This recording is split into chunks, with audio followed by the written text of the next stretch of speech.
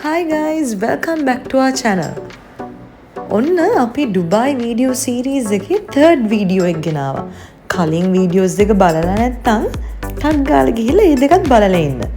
මේ අපි ඔයගොල්ලෝ ආදරෙන් එක්ක යන්න හදන්නේ ඩුබායි වල තියෙන ලොකුම මෝල් එක පෙන්නන්න. The Dubai Mall.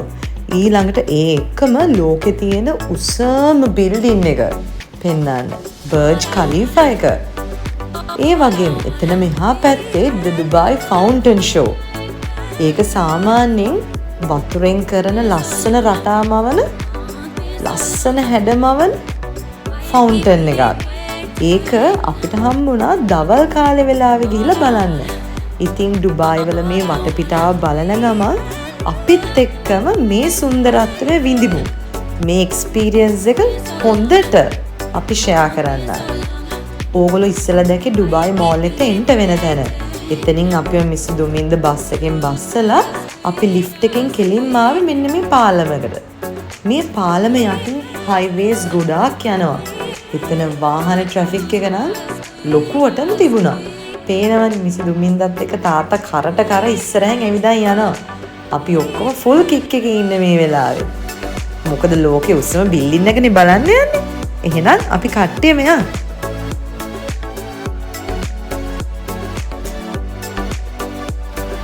මේගොල්ලෝ ඒගොල්ලෝගේ මෝල් එකේ එන්ට වෙන තැනේ ඉඳලා අපිට ටුවරිස්ලා විදියට ගෙස්ලා විදියට දෙන්න පුළුවන් උපරිම ගන්න පුළුවන් උපරිම හොඳම එක්ස්පීරියන්ස් එක දෙන්න උත්සාහ කරලා තියෙනවා. ඉතින් සාමාන්‍යයෙන් හැම shopping mall එකක් ගත්තම අපේ රටේ තියෙන shopping mall වගේම තමයි ඒවත් හරියම ලක්ෂරි විදියට තමයි හදලා තියෙන්නේ. මෙතනදී ඩුබායි වල shopping mall එකේ තියෙන විශේෂත්වය තමයි අපේ රටවල් වලට වඩා ඒගොල්ලෝගේ ස්පේස් එක ගොඩක් ලොකුයිනේ. ඒ හින්දා ඒව ගොඩාක් ලොකුවට හදලා තියෙන්නේ. ඒ වගේම අපේ රටේ තියෙන ලක්ෂරි බ්‍රෑන්ඩ්ස් අපේ ඉන්ටර්නැෂනල් බ්‍රෑන්ඩ්ස් අපේ රටෙත් තියෙනවනේ ඇවිල්ලා ප්‍රසන්ට් කරනවනේ. ඊට වඩා ගොඩාක් බ්‍රෑන්ඩ්ස් ඉන්ටර්නැෂනලි අවේලබල් වෙන ඩුබායි මෝල් එක ඇතුලේ අපිට හොයාගන්න පුළුවන්. ඉතින් මේ ලක්ෂරි බ්‍රෑන්ඩ්ස් උත් බල ඒ ස්ටෝල්ස් පාස් කරගෙන අපි අපේ පුතාලා එක්ක ඉස්සරහටම ගියා. මේ වෙලාවේ පුතා හිටියේ ලොකු තාත්තා අතේ. දෙන්න එක හොඳ කියවිල්ලක ගියේ. ඉතින් දැන් අපි මේ පාස් කරන් යන්නේ ඩුබායි ඇක්වේරියම් එක. හිතා ගන්නවත් පුළුවන්ද මේක ලොකුම ලොකු මාළු ටැංකියක්. මෙතනට යනකොට පුංචි පුතාලට විතරක් නෙමෙයි ඇත්තටම කියනවා නම් වැඩිහිටියෝ වෙන අපිටත් පිස්සු වැටෙනවා. අර සතුටු පිස්සුවක් කියලා කියන්නේ එතන ඉන්න හිතෙන තැන. එතන මාළු කොච්චර බැලුවත් එපා වෙන්නේ නැහැ. ඉක්මනින්ම අපි මේ vlog එක අරන් එන්නම්කෝ. දැන් ඉතින් අපේ පුතායි ගමන් සහායකයා එයාගේ බාප්පා. එයාගේ චූටි බාප්පා. අයියා බබත් පිටිපස්සෙන් ස්ට්‍රෝල් එක එන ගමන් තාම ඉන්නේ.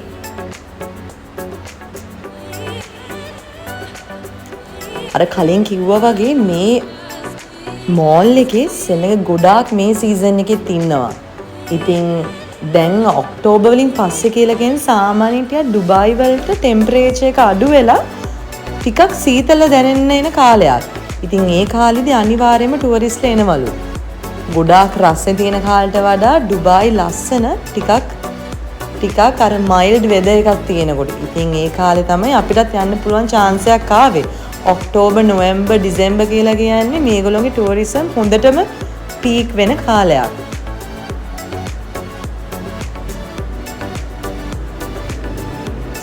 සමහර බ්‍රෑන්ඩ්ස් එහෙම අපි අහලත් නැති ඒවා තිබුණා. අපිට හුරු පුරුදු බ්‍රෑන්ඩ්ස් උත් ගොඩාක් තිබුණා. පේනව නේද අපේ අම්මලා ඔක්කොම දඩ බඩ ගාලා ඇවිදන් යනවා. මේ ඔක්කොම වීඩියෝස් අතරේ මේ බලන්න අපේ පුතාලගේ අලුත් එක්ස්පීරියන්සස් කරගන්න පුළුවන් වුණා. පුතා බාප්පත් එක්ක යන ගමන් ඉස්සෙල්ලා තනියම එස්කලේටර් එකත් යන්න ඉගෙන ගත්තනේ. පොඩ්ඩ. ඒ වගේම අපේ පුතාගේ තවත් හුරතල් වැඩක් තිබ්බා. පේනව නේද බේබි ස්ට්‍රෝල් එකේ එන විදිය. අයියා බවත් හුරතල් වැඩ කෝටියයි. ඒ අතර අපි පාස් කරන් ආවා අපේ මේ shopping mall එක ඇතුලේ තියෙන food stalls. ඕගොල්ලන්ට වෙනම වීඩියෝ ඒ කියන්නේ මේ වීඩියෝ එක තව ඉස්සරහට බලන් හිටියම් පෙනේවි. ඒගොල්ලන්ගේ food court area එක මොන වගේද? කොච්චර කෑම තියෙනවද කන්න කියලා. හැම රටකින්ම වගේ ඒගොල්ලොන්ගේ ස්ටෝල්ස් දාලා එක එක කෑම වර්ග ඩිස්ප්ලේ එකට දාලා කන්න තිබුණා. ඉතින් ඒ හැම ස්ටෝල් එකකම වගේ ටුවරිස්ට්ලා හිටියා. අපිට උනත් නවතින්න තමයි හිතුනේ හැම තැනකදීම. හැබැයි මේ වෙලාවේ අපි පරක් වෙලා හිටින්ද ටට්ටට්ටා ගාලා ගියා. මේ තියෙන්නේ බර්ජ් ඛලීෆා එකේ ටිකට්ස් ගන්න තැන. පේනව නේද කිව් එක? එතන ටිකට්ස් ටික ගන්නකම් අපේ පුතයි තාත්තා අම්මයි ගියා ඔටුවත් එක කතා කරන්න. ඔන්න හිටියා ඩුබායි වල දැන් ඉන්න රාජ්‍ය පාලකයා. එයා තමයි මේ ඩුබායි වල සාර්ථකත්වයට ප්‍රධාන හේතුවක් වෙලා තියෙන්නේ. ඉතින් එයාගේ විෂන් එක මිෂන් එක ගොඩාක් ශක්තිමත් හින්දා තමයි අද තත්වෙට ඩුබායි රාජ්‍ය ගේන්න පුළුවන් වෙලා තියෙන්නේ. මේ තියෙන්නේ ඩුබායි මෝල් එක ඇතුලේ. දැන් බර්ජ් ඛලීෆා එකට යන්න ඉස්සෙල්ලා බර්ජ් ඛලීෆා එක තියෙන highest point එක බලා ගන්න පුළුවන් මේ point එකක්. අර අතන circle එක ඇතුලෙන් ඩුබායි බර්ජ් ඛලීෆා එක හොඳටම බලා ගන්න පුළුවන් උසම point එක. දැන් නම් අපි බර්ජ් ඛලීෆා එකට යන්න තියෙන පාත් වේගය තමයි ඔය යන්නේ. ඒ යන හැම තැනම පුළුවන් තරම්ම ඒගොල්ලෝ ඩිස්ප්ලේ කරලා තිබ්බේ බර්ජ් ඛලීෆා එක හදන්න ගත්ත ඒගොල්ලෝගේ උත්සාහයවල්. ඒ කියන්නේ අවුරුද්දෙන් අවුරුද්ද කොහොමද ඒගොල්ලෝගේ කන්ස්ට්‍රක්ෂන්ස් කෙරිලා තියෙන්නේ. කවුද මේකට මැදිහත් වෙච්ච ටීම් එක. ඒ හැම විස්තරයක්ම මේගොල්ලෝ ලස්සනට පිළිවෙලට ඩිස්ප්ලේ කරලා තිබුණා. ඩිජිටල් ස්ක්‍රීන්ස් දාලා බර්ජ් ඛලීෆා එක හැදිච්ච විදිය ඒ ඔක්කොම ලස්සනට පෙන්නලා තිබුණා. ඉතින් අර කිව්වා වගේ ඒගොල්ලෝගේ පවර් එක, ඒගොල්ලෝ ඉතිහාසයට දීලා තියෙන වටිනකම, ඒගොල්ලෝගේ උත්සාහයන් මහන්සියේ ප්‍රතිඵල ඒගොල්ලෝ අද හොඳට භුක්ති විඳිනවා. මොකද ටුවරිස්ට්ලා ගොඩක් මේ තැන්වලට එනවා. ඇවිල්ලා ඒක අත්විඳිනවා. අපි ගියාමත් අපිට දැනුණා මෙතන තියෙන විශේෂත්වය. ඉතින් අපිට අර ඉස්සෙල්ලා මිසි දුමින්ද කියලා තිබුණා සෞදි වල ලෝකේ තියෙන උස්සම බිල්ඩින් එක හදන්න දැන් ඒගොල්ලෝ වැඩ පටන්ගෙන තියෙන්නේ කියලා. ඉතින් දැන් ඩුබායි වල ඉන්න ෂේක් බලන් ඉන්නේ ඒගොල්ලෝ මේ බිල්ඩින් එක හදලා ඉවර වෙනකම්. මොකද එයාට උන ඊටත් වඩා උස බිල්ඩින් එකක් කොහොම හරි හදන්න. ඒගොල්ලෝගේ රෙකෝඩ් එක මේන්ටේන් කරන්න. මෙන්න තියෙනවා බර්ජ් ඛලීෆා එකේ ලිෆ්ට් එක. බලන්න ඒ ඩෝස් දෙකේ පේන මේ ඩිජිටල් ස්ක්‍රීන් එකේ මේක ඩිස්ප්ලේ කරන්නේ අපි යන්න තියෙන තට්ටු ගාන, කොච්චර කාලෙකින් යනවද සහ කොච්චර දුරක් යන්න තියෙනවද කියන එක. ඉතින් ඒ ලිෆ්ට් එක හරියම ලස්සනයි. එතනදී අපිට බර්ජ් ඛලීෆා එකේ ස්ටාෆ් මෙම්බර් කෙනෙක් ඉඳලා තමයි ඔක්කොම ටුවරිස්ට්ලාව බලන්න එන අයව ටක් ගාලා ගයිඩ් කරලා ඒ පොලිම අඩු කරන්න වැඩ ටික කරන්නේ. එහෙනම් ඔන්න අපිත් යනවා. යන්කෝ බලන්න.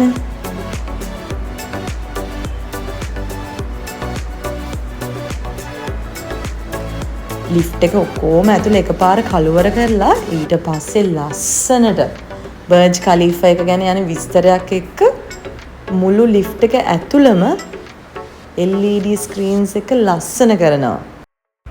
ඕගොල්ලොත් බලාගෙන ඉන්න අපි ගත්ත එක්ස්පීරියන්ස් එක කොහොමද කියලා.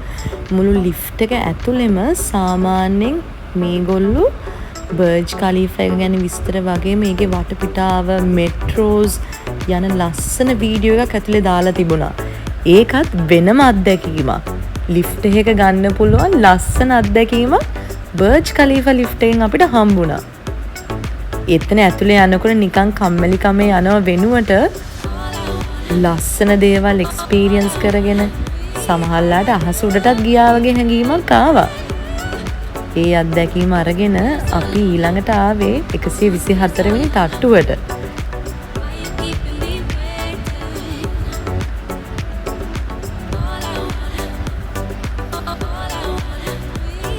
ආපු වේගෙ කොච්චරද කියනවනම් තප්පර ගානෙන් අපි උඩටම ඇවිල්ලා ඔබ්සර්වේෂන් ඩෙක් එකට.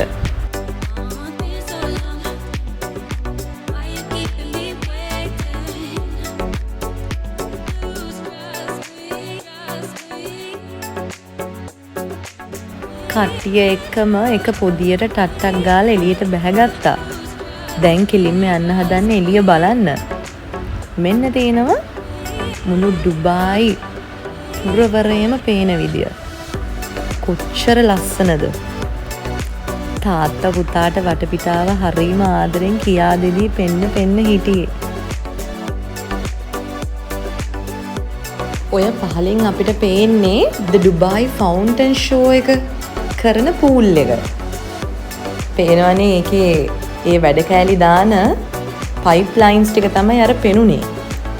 ඉතින් ගයිස් අපිට මෙතනට ආවම ඉස්සෙල්ලම මතක් වුණේ අපේ රටෙත් මේ වගේ පෙරලියක් කරන්න කොච්චර පුළුවන්ද කියලා. මේගොල්ලෝ මේ මාකට් කරන්නේ කාන්තාරයක්නේ. කාන්තාරයක් ඩිවලොප් කරපු තරම කියනවනම් ටුවරිසම් පැත්ත and ඒගොල්ලොන්ගේ රියල් එස්ටේට් පැත්ත. දැන් තෙල් ගොඩාක් අඩුවෙන්ලුනේ ඩුබායි වල කෙරෙන්නේ. ඉතින් අර තෙල් කියන දේ හැමදාටම කරන්න පුළුවන් ව්‍යාපාරයක් නොවන බව දැනගෙන ඒගොල්ලෝ ඉන්වෙස්ට්මන්ට්ස් කරලා තියෙන්නේ tourism side එකටයි real estate side එකටයි. මේක හරියට ඉන්ටර්නැෂනල් හබ් එකක් වගේ කියලානේ කියන්නේ ඩුබායි කියන්නේ. ඉතින් අපිට අපේ රටේ කොච්චර වෙනසක් කරන්න පුළුවන්ද? අපි හිතුවොත් අපිට ඒක ගොඩ දාන්නම පුළුවන්. අපිට පුළුවන්. අපිත් ඉතින් ඉඳලා ෆොටෝ එකක් ගත්තා. කවදාවත් අමතක කරන්නේ නැති වීඩියෝ එකක් තමයි මේක. බර්ජ් ඛලීෆා එක උඩට ගිහිල්ලා අපේ පුතා නැලවුණු විදිය. අම්මයි තාත්තා අම්මලා සීයලා ඔක්කොමලා වට කරගෙන එයා නැලවිච්ච විදිය.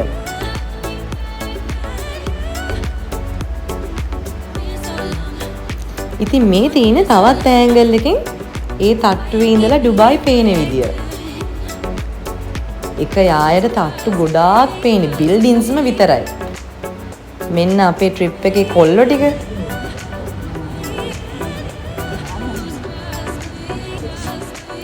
මේ හැම බිල්ඩින් ස්ට්‍රක්චර් එකක්ම බලන්න ඒගොල්ලෝගේ එකින් එකට වෙනස්.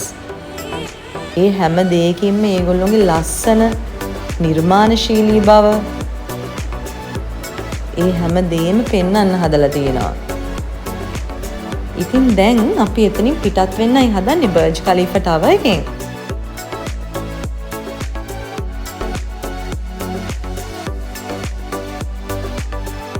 මේ හරිය වෙනම ටුවරිස්ට්ලාට පොඩ්ඩක් එන්ජොයි කරලා කන්න තැනකුත් තිබ්බා. පේනවනේ අයියා මලෝ දෙන්නට තාත්තා අම්මා එක්ක වැඩ ගොඩයි. කොතනද හම්බ වෙන්නේ එතන ඉඳන් සෙල්ලම් කරන්න තමයි දෙන්නගේ හරිම ආසාව. දැන් ඉතින් පුතා දන්නවා තනියම ඌක යන්න. තාත්තා යන විදිහත් හරිම කලාත්මකයි නේද? දැන් අපි ඇවිල්ලා ඉන්නේ ඩුබායි මෝල් එකේ ෆුඩ් කෝට් එකට. කෑම ಜಾති ගොඩාක් පහු කරගෙන යන ගමන් අපිත් මෙතනම ඉඳලා කෑවා. මෙතන ඉඳන් අපිත් ලන්ච් එක අරගෙන තමයි අපි ඉතුරු තැන්වලට ගියේ. මේ වෙලාවෙද්දි ගොඩාක් ක්‍රවුඩ් එකක් ෆුඩ් කෝට් එක ඇතුලේ හිටියා. ටක් ගාලා කියන් යන්නම් බර්ජ් ඛලීෆා එක ගැන පොඩි විස්තරයක්. බර්ජ් ඛලීෆා එක තමයි ලෝකේ උසම දැනට තියෙන බිල්ඩින් එක. ඒක මීටර 830කට ආසන්නයි. ඒ කියන්නේ අඩි වලින් ගත්තොත් 2700 ගානකට වඩා උසයි. ඉතින් ඊට අමතරව කියනවනම් ඒක තට්ටු 164කින් සමන්විතයි. ඒකේ 124 වෙනි තට්ටුවට තමයි අපිට බලන්න පුළුවන් වෙන්න ගියේ. අපි ගියේ බලන්න 124 වෙනි තට්ටුවට. මේගොල්ලොන්ගේ මේ බර්ජ් ඛලීෆා ටවර් එක අපාර්ට්මන්ට්ස් හදලා දීලා තියෙනවා මිනිස්සුන්ට ඉන්න. ඒත් මේකේ ෆ්ලෝස් ඔක්කොම ගොඩක්ම වගේ 160ක්ම වගේ වේකන්ට්ලු. මොකද ඒක වේකන්ට් වුණාට ඒගොල්ලෝ ලොකුවට ඒක සෙල් කරන්නේ නැහැ. මොකද දැනටමත් ඒගොල්ලෝ ලොකු ආදායමක් මේ බර්ජ් ඛලීෆා ටවර් එක බලන්න එන මිනිස්සුන්ගෙන් රිකවර් කරගෙන ඉවරයි. දැනටමත් ඒගොල්ලෝ ඔක්කොම ප්‍රොෆිට්ස් earn කරන මට්ටමකට ඇවිල්ලා තියෙන්නේ. ඉතින් ඒගොල්ලෝ ලොකු මේ උත්සාහයක් දරන්නේ අපාර්ට්මන්ට්ස් විකුණන්න. මේකේ ආදායම ඒගොල්ලෝ හොඳට earn කරලා ඉවරයි.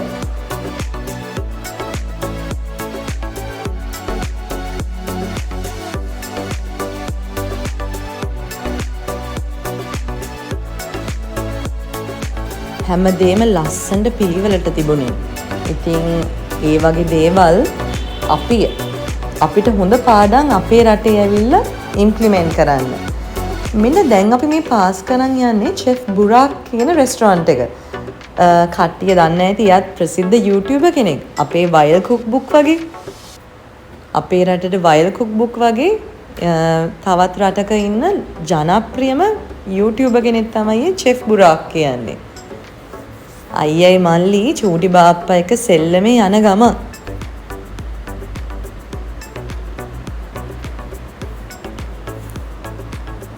අපිත් එක්ක දිගටම එකතු වෙලා ඉන්න ඉස්සරහට මේ අංකෝ බලන්න. අපේ ඩුබායි ට්‍රිප් එකේ තවත් ලස්සනම මතකයන් එකතු කරගත්ත වීඩියෝ එකක් තමයි මේක.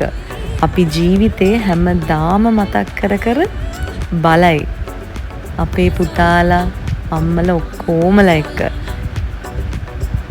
ඉතින් ඒ දවස ওই විදියට අපි සටහන් කරගත්තා.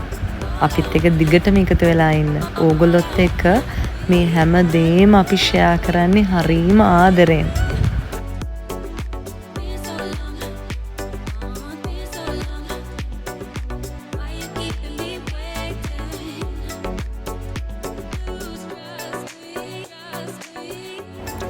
මේගොල්ලොන්ගේ බිලියන්ස් වගේම තමයි මේගොල්ලෝ ඉන්ටීරියර් ඩිසයිනින් වල ලස්සන.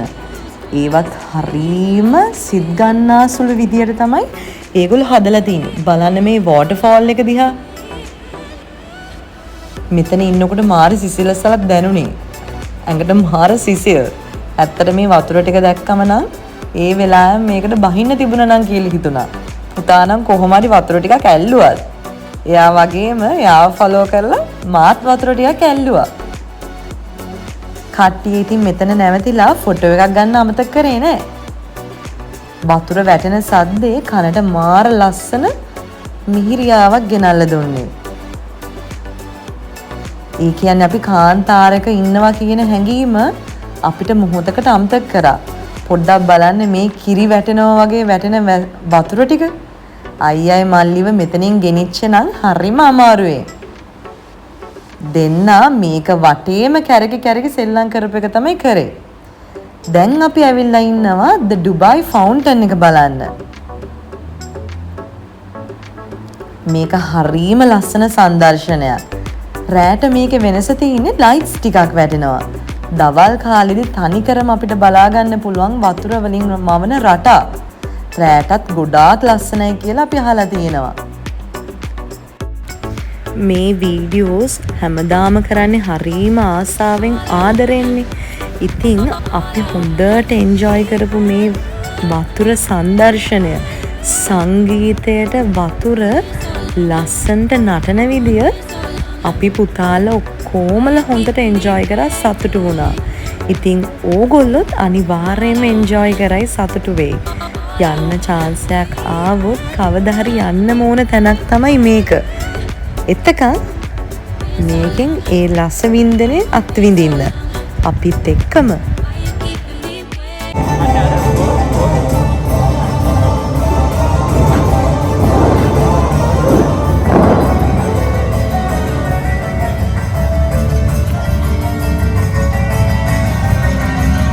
මාර ලස්සනයි.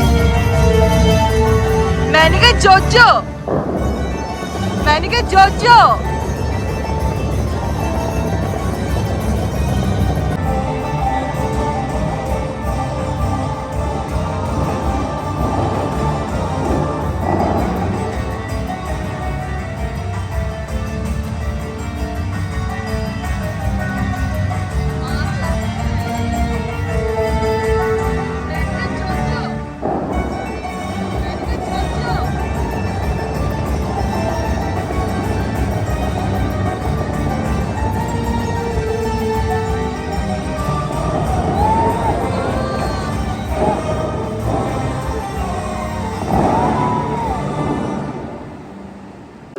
ඉතින් ওই දවසත් ඒ විදිහට නිමා වුණා.